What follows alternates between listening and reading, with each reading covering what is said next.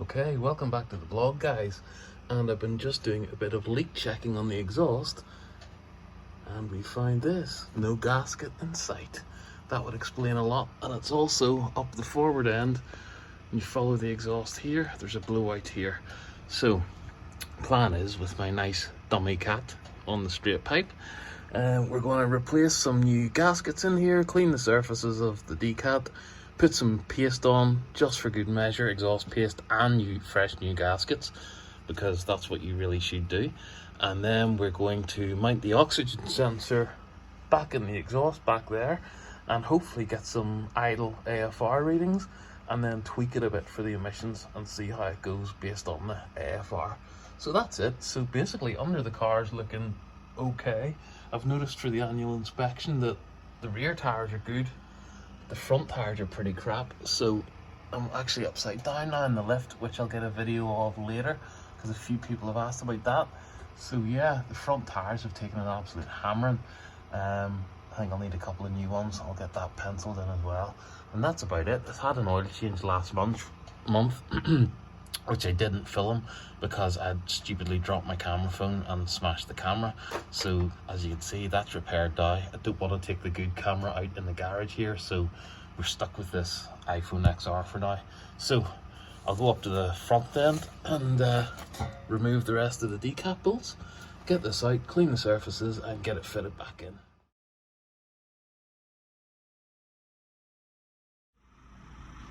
Okay, so here you can see this is the back of the exhaust section going to the tail end, and that's a pretty bad blowout there, which was giving the kind of spluttering noise on idle. So it's a very distinct noise. Here I've actually forgotten that I'd pre-welded years ago at an O2 bung, and I'd actually snipped off an old defective sensor just to plug it.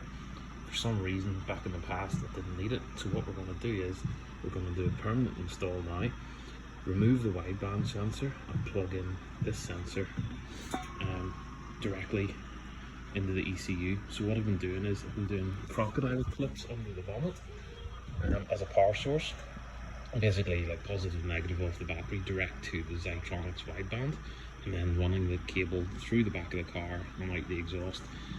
You might have seen it before in a couple of videos, so now I won't need to do that because I've already got a 5-volt signal from that Zytronics wideband into the ECU. So what I'll do is I'll put the Zytronics oxygen sensor in the downpipe section here, the decat, and then it's all kind of pre-wired, and I'll just wire up the gauge and the Zytronics into the ECU, and away we go. And basically every time you start the car it gets permanent power, turns on, runs, and then basically that's you can data log. Here's the nice catalytic converter, if you know what I mean.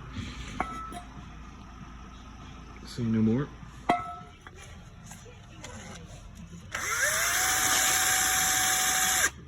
So, one-handed on camera, I was gonna stop the camera and clean up each surface here. I've also cleaned the surfaces on the decat.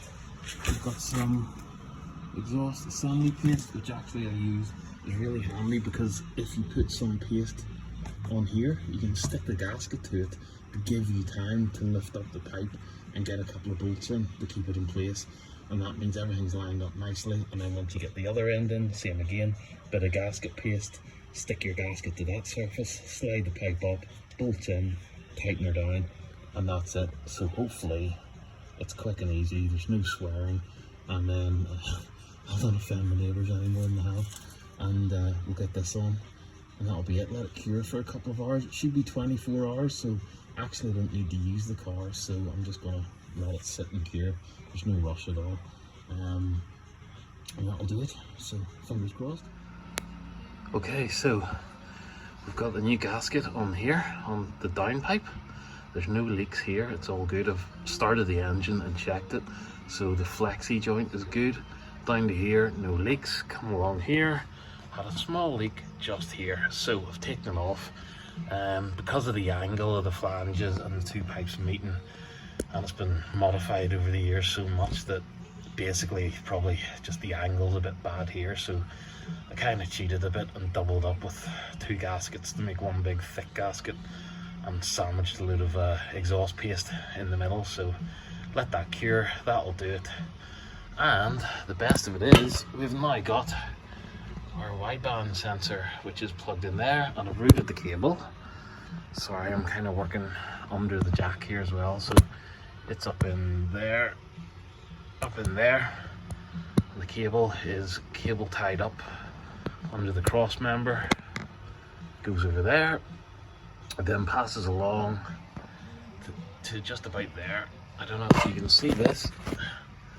There's the connection, just that one, and then cable tied the whole way up the firewall, and it runs across the center at the firewall, basically, and then goes back into the driver's seat area at the floor pan, and then it's all connected up. So I'll show you that in a second. But yeah, basically you just want to make sure that any cabling avoids hot exhaust, because that's electrical cable, and also your drive shaft for your 4-wheel drive coming out of the gearbox here.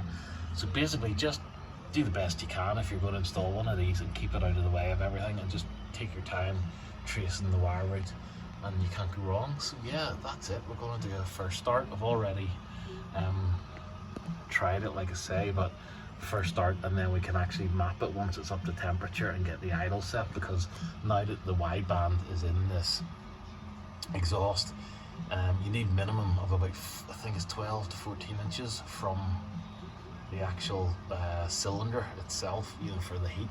So this is well back in the system, but because it's enclosed in the actual exhaust, there's no way it can mix with fresh air out the tailpipe back there and then give you a wrong reading. So actually when I go to map the car and tweak it for some final boost values, they'll actually be a lot more accurate than just being up the tailpipe readings. So fingers crossed. As you can see, whilst we're under here, there's the sump for the center diff and the gearbox, and then going forward you got your oil filter and your pan. I'm just going to give that a wee bit of a degrease cleanup because I bumped the underside on the grass and it's a bit filthy now. And probably, I think I need a couple of new tires on the front here, because that's pretty low on the level for the MOT. So 2 front tires needed. They're going to be expensive because they're about 10 inches wide. I think that's about it. So fingers crossed, give this another run and see how it goes.